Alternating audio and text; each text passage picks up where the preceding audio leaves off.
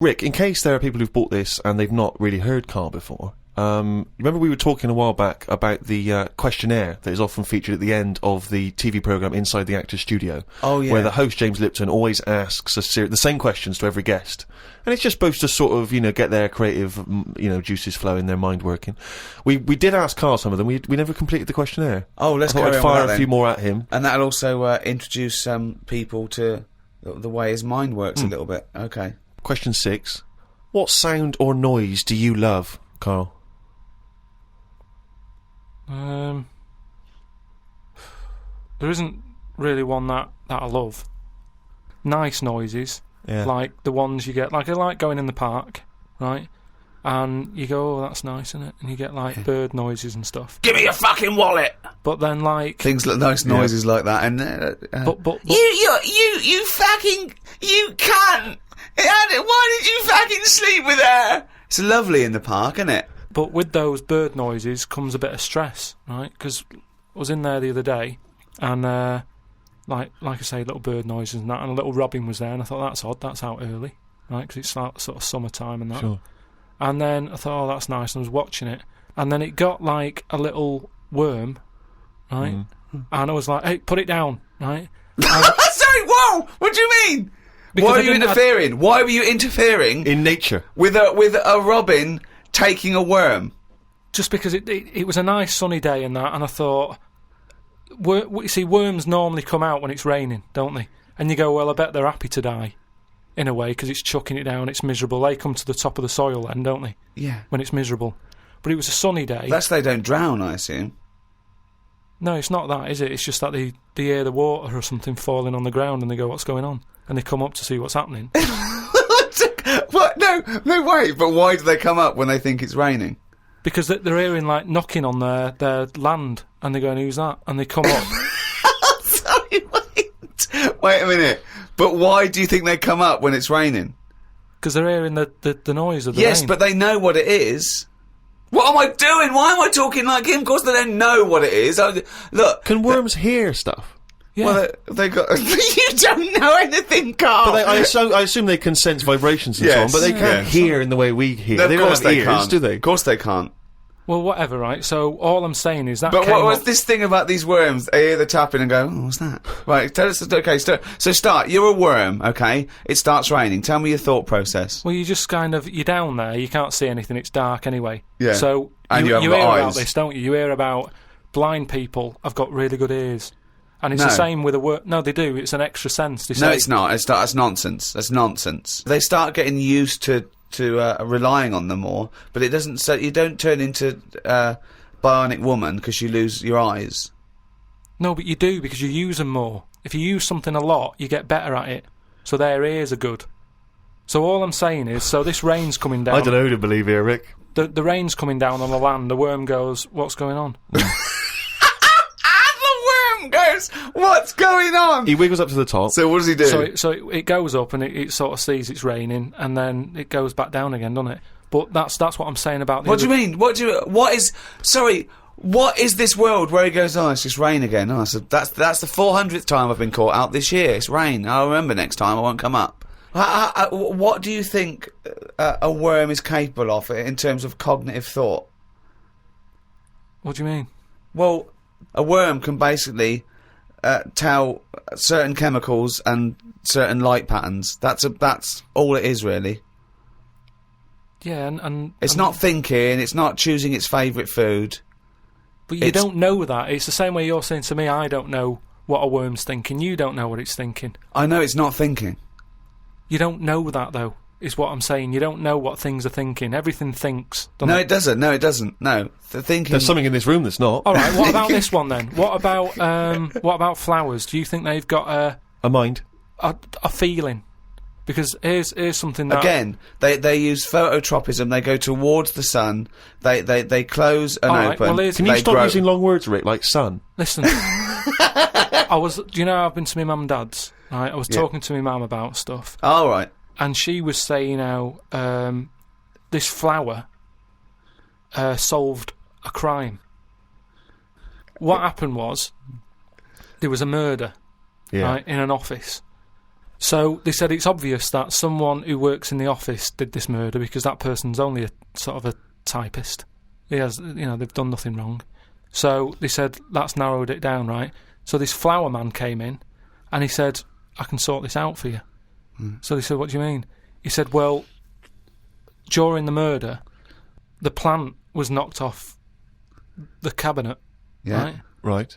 and he had some special wires that he can put on Special the flower, wires, yeah. on the flower, and it's sort of shaking and stuff because even though you can't see it, flowers pick up bad vibes and what have you. If you shake a plant, it doesn't like it.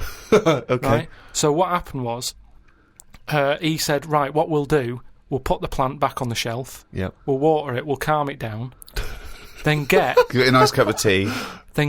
every member of staff Right. to come in the room Yeah. and just go near the flower. Right. So don't tell them. So like a lineup for the flower. kind Yeah. of. Kind of like a Yeah. lineup. But sure. Don't tell them what we're doing. Just send them in No. and say, stand by that cabinet where the Yeah. murder happened and what have you. Yeah. Anyway, it was a long day. They were getting through a lot of stuff. It was a big office block. Yeah. Yeah. They were going, this isn't working. The flower's not budging. Suddenly, they get into like the last part of the day when they were almost giving up. They call in a sketch artist. The plant gives them a... Some caretaker fella Caretaker, yeah. said, go over there. Was it? You Was know, it an so- old man that, because Scooby-Doo didn't like him from the beginning. No. So, is why is that janitor so evil? They send the caretaker over to the plant. He's going, he's thinking, I've got away with this. Of course. Plant starts shaking, what have you. They did him. Okay, wait a minute then. So, was there any other evidence? Was that the only evidence they used in the trial? Well, no, it's one of them things, though. Imagine it, if you're that caretaker and you're thinking, I've got away with this, then suddenly a plant grasses you up. You weren't expecting that. So suddenly you're off guard. And you go, okay, can't get that chrysanthemum away from me, I did it. You're talking absolute bollocks. That was one of the most nonsense pieces of shit I've ever heard But in my anyway, life. listen, well, it happened, but... It didn't because you happen. said it. But what I was saying is about the worm, right? The worm that I saw, like I say, it was a sunny day. I thought, what's that doing up here and what have you. So, anyway, this robin that I saw that was eating the worm, it had hold of it, and I thought it's a sunny day and that, give the worm a break sort of thing. So I went, oh, like that, and it sort of dropped it in shock. But then when it realised I wasn't that near it, it picked it up again and swallowed it. And I just thought, oh, do you know what I mean? I don't know what you mean, no. I just thought it's a sunny day and everything. Normally birds are nice noises that I like, and yet there it is going about wrecking lives. Wrecking lives! It was a worm! But it just swallowed it really quickly in that, and I thought, that's life, innit?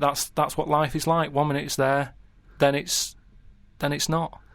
I just thought, there's the worm. It came out, it was happy, it didn't know what was going on, and it had an extra chance. The robin dropped it, and then it got it again and ate it, and I just made me a bit fed up. Well, do you know why, don't you? You couldn't outwit a robin. You People- put it off, but then it won. But- That's the terrible thing, isn't it? The worm was going, oh God, Carl Pilkington. So that's who's been sent to save me, is it God? You've sent Carl Pilkington, oh, I'm dead. That's it, okay, eat me. But all I'm saying is how bird noises are normally quite relaxing, but not for the worm. Unbelievable. That was one question. Question 7. What sound or noise do you hate? As me or as a worm? I don't know what you mean. What do you mean? Why would we be asking a worm? I've never heard an actor say that to James Lipton. When he says, what noise do you hate? What, as me or a worm? No, but Wow. all I'm saying is because of my last question, that's what I was saying. A bird noise is relaxing to me. Right. Well, it's not anymore because I think of all the deaths and stuff that go around that. So now you hate the sound of birds? I'm just saying it's changed my view on it. It's So it's like anything, isn't it? Every noise can mean a disaster somewhere. Can it? Why? Why? Think of some other noises you like. Okay, what's a lovely noise? No, hang on. Why would the sound of laughter, people laughing, why would that suddenly cause... Why would that also signify disaster? Asylums. Yeah, that's depressing, isn't it? They're always laughing in asylums. But it's a scary laugh, isn't it? What? It's like, oh... If you wake up in the night by the sound of, like, a baby laughing... Baby laughing! No, if I had a baby, right, Yeah. and Suzanne was out, she worked nights or something, Yeah! and I'd nodded off, I'd put the baby to sleep, Yeah. and then it's 3 a.m, and I'm woken up by the sound of a baby laughing, that would terrify me. How is this that? I just think the baby's sitting up in a chair like Chucky, going. Well, no, I think the baby's reading his diary, thinking, "Oh Christ, this is my father. I just hope I'm adopted." Oh God, a baby laughing. Oh God, come on. No, I'm not getting off this subject. Right. So, what other sounds? Right. What other sounds? Right. More you like. Well, come on, there must be sounds you like. No, the sounds he hates are even more fascinating. This terrifying, haunting baby laugh. I don't think you can pick any sound and say, I like that. I imagine we don't like the sound of a tiger, evolutionary speaking. That's probably not a good sound to hear. But there are obviously some calming noises because, you know, when your mother sings you a nursery rhyme or something when you're a kid, you know, your mother's it's very voice. calming. Of course, your mother's voice. That's probably pre-programmed for you to like it. Yeah. So there's a time and a place. A lion's roar, or whatever you just mentioned, a tiger growling, it's alright. If you're in a zoo, you go, oh, look at that. So there's a time and a place for everything, isn't there? Yeah. I don't know what that point is. I don't know how that relates. Because, I mean, I live in London. If I woke up and heard the sea, I'd be worried. I'd go, what's going on? You're like the worm who hears the rain. Question 8. What profession other than your own would you like to attempt? This is you as you, not as you as a worm. But have I had the training? Oh, Oh. No, well, I've said before, haven't I, about maybe having a go at an operation. I don't know why it leaps from where it leaps from no ambition. Where if he could have a job, it would his best job he's ever had is a paper round, and if he could have a job, he'd like go to the cobbler once a week and then walk a dog. To I'd like to have a go at thoracic surgery. No, I'm just saying. I bet it's like we do this, and you know, some people like listening to it and what have you, and you go fair enough. But I never feel like I'm doing anything of any worth. No, you're absolutely right there. But if you're going into like an hospital, which are places that are pretty miserable anyway, as an office space. Do you know what I mean? When you're in waiting rooms and that. I'd hate to have my office in A&E. Yeah, that's what I mean. There's loads of ill people coming in. They're normally upset. Do you know what I mean? It's even if the sun's out, it's a depressing building, isn't it? There's people handcuffed to policemen. Not only have you got to go in that building and work in it, but you've then got the pressure of changing a lung or whatever I've said before. Right? Changing a lung, yeah. But I'd like to have a go at it so I can say... You've done it. I've done that. So under what circumstances, in what world, do you think anyone's going to let you have a go at changing a lung and that? Jim will fix it? No, I'm just saying Comic relief? But the way the world is, and the way that there's more and more people, more and more doctors are needed. I mean, it's already happening now that people are doing jobs that they're not really qualified for because they get sort of, what's the word? Sort of uppered too early. Uppered. Uppered!